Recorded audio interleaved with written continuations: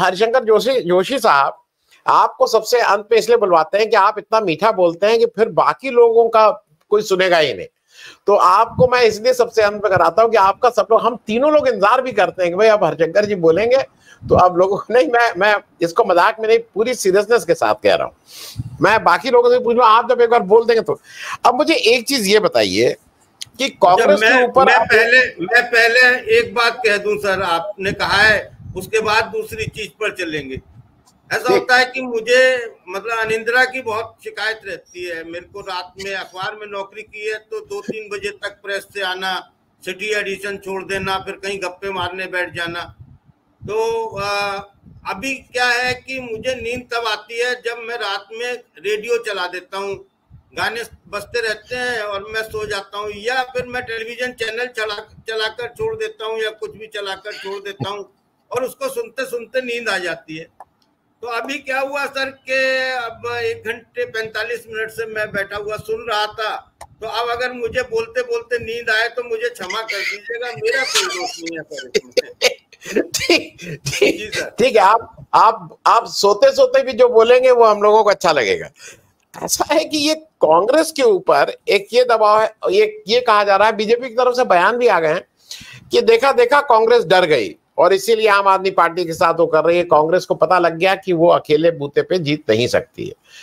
तो एक तो क्या कांग्रेस डर गई या बीजेपी की और बुरी हालत हो गई। दूसरा ये भी एक लोगों का है कि विनेश फोगाट और बजरंग पूनिया के लड़ने से बीजेपी अब ये चलाएगी कि ये तो हम लोग को पहले ही से मालूम था कि ये दोनों तो कांग्रेस से मिले हुए हैं। लेकिन थोड़ी देर के लिए अगर ये मिले भी हुए हैं, हर आदमी तो जाके किसी पार्टी को वोट देता है चाहे वो कहीं पे भी बैठा हो, तो इसमें खराबी क्या है? और मतलब मैं इसको नहीं समझ पा रहा हूं। तो इस सारे उसमें जरा हरियाणा में जो हो रहा है हलचल, उस पर आपका एक वक्तव्य, और उससे ज्यादा इंपॉर्टेंट विनेश फोगाट और बजरंग पूनिया का ज्वाइन करके अब एक्टिव पॉलिटिक्स में आना, ये शुभ संकेत है हरिशंकर जोशी साहब? देखिए सर, ऐसा है कि राजनीति के लिए मतलब जो राजनीति हो रही है उसकी शुद्धता के लिए, उसको संभालने के लिए अच्छे लोगों को आना चाहिए। ये मेरा अपना व्यक्तिगत मानना है और उसमें मैं मानता हूँ कि जैसे ह्यूमन रिसोर्सेज मिनिस्ट्री या एजुकेशन मिनिस्ट्री आनंद वर्धन जी के पास हो, मीनू जी के पास महिला कल्याण मंत्रालय हो, हाँ मतलब अलग अलग, और वीरेंद्र हुड्डा जी बैठे हैं वो खेती किसानी के मंत्री हों, और इसी तरह अजीत झा जी तो शहरी विकास मंत्री लगी रहे हैं बैठे हुए। तो सर वो अच्छी बात मानता हूं मैं, इसमें कोई बुराई की बात नहीं है। लेकिन है क्या कि ये बात बजरंग पूनिया और विनेश फोगाट ने आज बड़े स्पष्ट तौर पर कही। बोले कि हमारे साथ जब हमें सड़क पर घसीटा जा रहा था, जब हमें बाल पकड़कर घसीटा जा रहा था, जब पुलिस हम पर डंडे चला रही थी, जब हमें बदनाम किया जा रहा था, जब हमारे साथ बहुत तरीके के उत्पीड़न हो रहे थे, तब हमारे साथ आकर कौन खड़ा हुआ? और जाहिरा तौर पर जो खड़ा हुआ, कांग्रेस हमारे साथ खड़ी हुई, आज हम कांग्रेस के साथ खड़े हुए हैं। और उसने रेलवे की नौकरी से पहले रिजाइन किया और फिर कांग्रेस ज्वाइन की। टेक्निकली भी यही करना था, और लेकिन वो रिजाइन करने के बाद वहां प्रेस कॉन्फ्रेंस में पहुंची। अब सर देखिए, ऐसा नहीं है कि बहुत ज्यादा उनके पास कोई ऑप्शन नहीं होगा। उनके विनेश फोगाट के पास बहुत ऑप्शन। विनेश फोगाट स्टार है। आज की तारीख में विनेश फोगाट अगर कहीं भी सड़क किनारे भी बैठ जाएगी तो वो वहां भी स्टार है। वो अपना कोई अखाड़ा खोल लेगी, वहां भी वो स्टार है। उसके पास कैरियर के बहुत सारे ऑप्शन हैं। उसको कोई भी ब्रांड एम्बेसडर बना लेगा अपना। देखिए ये नहीं है, लेकिन उसने वो रास्ता चुना, और ये रास्ता बकौल विनेश फोगाट कि मैं ये जो व्यवस्था है, जो पहलवानों के साथ हो रहा है, जो दूसरे खिलाड़ियों के साथ हो रहा है, जो समाज में और खराब चीजें हो रही हैं, उनसे लड़ने के लिए, उनको ठीक करने के लिए सक्रिय राजनीति में आई हूँ। या वो कहा या नहीं कहा, लेकिन मंतव्य उनका यही प्रकट हुआ। कुछ बातें मुंह से कही जाती हैं, कुछ मान ली जाती हैं कि हाँ यही है, तो हम भी मान लेते हैं ये संख्या कै है।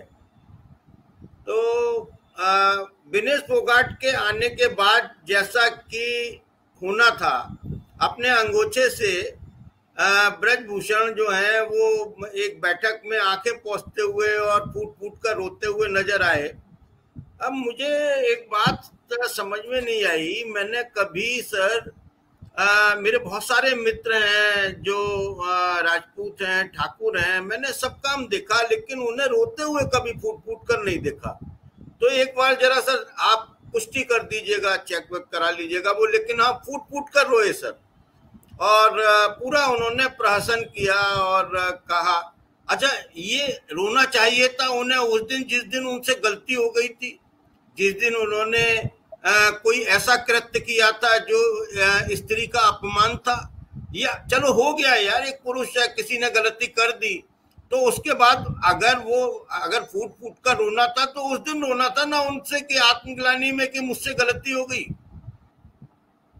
माफी मांग लेते, बात खत्म हो जाती।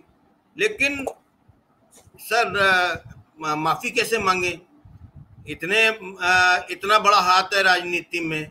फिर भी विनेश फोगाट कुछ भी नहीं थी तब भी उनका नुकसान कर गई, उन्हें संसद जाने से रोक गई, भले ही उनके बेटे को टिकट दे दिया, सारे काम हो गए, ब्रजभूषण को बचा लिया गया। तो ये एक बात तो विनेश फोगाट की है, और विनेश फोगाट के आने से 2-3 फायदे कांग्रेस को वहां मिलने जा रहे हैं। पहला, मैं जो समझता हूं कि जो महिला और युवा वोटर हैं, जिनको राहुल गांधी लंबे समय से टारगेट कर रहे हैं, प्रत्यक्ष और अप्रत्यक्ष, उनकी जो टी शर्ट है ना सर, वो उनकी टी शर्ट से लेकर और उनका वो कुंग फुंग जो वो होता है, क्या बोलते हैं उसको सर, खेल में मार पिटाई वाले और इस तरीके के मार्शल आर्ट वाले खेलों के नाम भी भूल जाता हूं। तो अरे वाह, आत्म सुरक्षा के लिए जिजुत्सु। हाँ सर, जो भी है, बहुत सारे हैं सर। मैं तो कभी मतलब वो ऐसी फिल्में आती थी अंग्रेजी की, हाउसफुल रहती थी, लोग स्कूल से बंक मार मार के जाते थे, लेकिन हाँ मैं सच में मैं बंक मार के भी जाता था तो मैं हेमा मालिनी धर्मेंद्र की फिल्म देखने जाता था सर। मैं मतलब झूठ नहीं बोलता सर। और हाँ मैं मतलब बंक मार के भी पाकीजा देखने जाता था, रोटी कपड़ा और मकान देखने जाता था, लेकिन सर मैं वो वाली फिल्में देखने कभी गया नहीं। हाउसफुल रहती थी सर, वो अंग्रेजी की फिल्में थी, अपनी समझ में ही नहीं आती थी। चुंगी के स्कूल में पढ़े सर, 4 आने की पढ़ाई में चटाई पर बैठकर, 6ठी क्लास तक तो अंग्रेजी पढ़ाई नहीं जाती थी। अनपढ़ के अनपढ़ सर, क्या करते। यार मतलब हुड्डा जी इस बात के गवाह हैं, वो भी ऐसे स्कूल में पढ़े होंगे निश्चित तौर पर।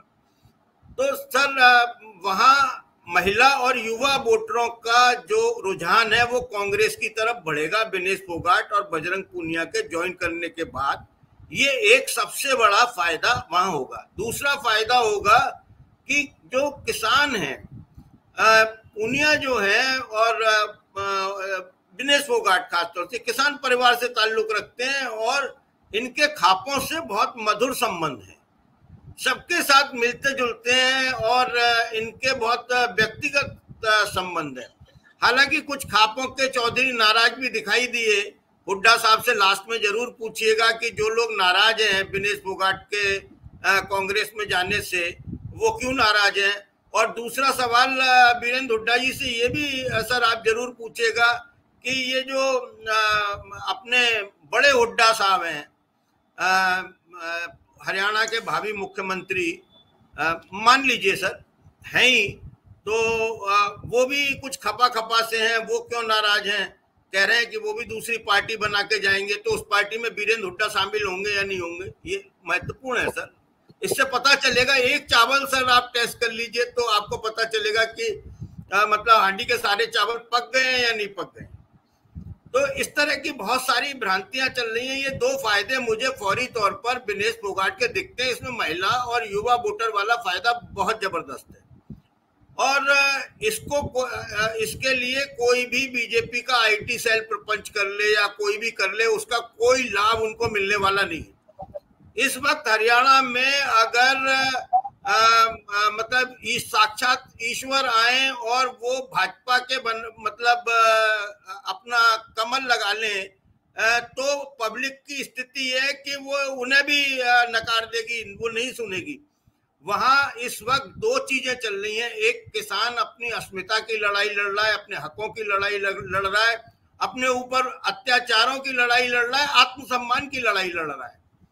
और वो चुनाव लड़ा रहा है, कोई चुनाव लड़ नहीं रहा है, वो चुनाव लड़ा रहा है। इसलिए वहां पर अगर किसी की बात आज सुनी जा रही है तो वो ब्रांड राहुल है। राहुल की बात सुनी जा रही है, ब्रांड राहुल की बात सुनी जा रही है। अगर भूपेंद्र हुड्डा भी ये काम करके देख लें, अगर एक बार उनको गुमान हो तो वो मतलब नुकसान कर सकते हैं। देखिए, नुकसान तो कोई भी किसी का कर सकता है, फायदा कुछ ना उन्हें होगा ना उन्हें होगा, ये बात तय है। उन्हें एक गुस्सा और भी है जिसका जिक्र आपने नहीं किया, और वो गुस्सा वीरेंद्र हुड्डा साहब में नहीं होगा, मेरे को है वो गुस्सा कि आम आदमी पार्टी के साथ में, देखिए अजीत कुमार झा जी तो उसके पक्ष में है, वो केजरीवाल साहब का उनका मुझे लगता है कुछ ना कुछ मित्रता बड़ी वाली है, पर्दे के आगे पर्दे के पीछे। और सर आपकी वाली जो मित्रता है उसके बारे में बताऊंगा नहीं, कब थी कब नहीं रही, कब है और कब होगी, आप वाली में नहीं बताऊंगा सर, है ना। क्या फायदा सर, मतलब पर्दा उठाने से, हर बात से पर्दा थोड़ी उठाया जाता है। तो केजरीवाल साहब से आम आदमी पार्टी से को 5 सीटें 4 सीटें देकर उनको लाना, एक हद तक राहुल गांधी की ये सोच है, वो देश के लिए सोच रहे हैं कि ये इससे क्या होगा कि इंडिया ब्लॉक मजबूत होगा। और अखिलेश के लिए भी उन्होंने, और सीपीआईएम के लिए, मैं अखिलेश यादव को जो वो इलाका है अहीरों वाला, उसमें मैं 1 या 2 सीट देने में मैं बुराई नहीं मानता, मैं उसे ठीक मानता हूं। और वो उत्तर प्रदेश और हरियाणा का बड़ा नजदीकी रिश्ता है दूसरे तरीके से। और आप देखिए, सीपीआईएम को भी अगर 1 सीट दे देते हैं तो उससे कोई फर्क नहीं पड़ता। लेकिन सर आप एक बात बताइए, वो मैं गलत बोल रहा हूं सर, माफी चाहूंगा, वो पंचमी को अगर आप दूध पिलाएं किसी जीव को तो उसका विष बंद हो जाता है क्या? तो अगर उस बात से भूपेंद्र हुड्डा नाराज हैं तो ये बात भूपेंद्र हुड्डा की तर्कसंगत मुझे लगती है कि उनका नाराज होना। और खासतौर से ऐसी चीज, देखिए मेरे पास में पूरा खीर का बर्तन पड़ा हुआ है, पतीला पड़ा हुआ है, भगोना पड़ा हुआ है, और उस खीर का पर मैं जिसको चाहूंगा उसको खीर खिलाऊंगा। मैं इस हैसियत में हूँ, और मेरे पीछे से पापा दादा आए, वो कहें नहीं बेटा ये वाली जो खीर है ना ये उसे भी दे दे, वो बहुत खराब आदमी है लेकिन मैं कह रहा हूं तो तू दे दे, तो भाई वो दे भी देगा तो उसे बुरा तो लगेगा निश्चित तौर पर। लेकिन अब बहुत सारी चीजें हैं जो राजनीति में मतलब बड़े गोल फिक्स करने के लिए, बड़े टारगेट के लिए करनी पड़ती हैं। ऐसा राजनीतिक विश्लेषक कहते हैं, ऐसा अजीत झा जी भी कहते हैं और आप भी कहते हैं कि करनी पड़ती हैं। लेकिन सर, हाँ सर करनी पड़ती हैं तो फिर करेंगे। लेकिन मुझे लगता नहीं है कि 2-4 सीटें देकर भी कोई उनको लाभ मिलने वाला है या नहीं मिलने वाला है। और वो सीटें कांग्रेस अपने झोले में से निकाल कर देगी, अपना नुकसान करके देगी। सर इसके अलावा आप कुछ पूछना चाहें तो मैं सर फिर उसके बारे में नए सिरे से सोचूं।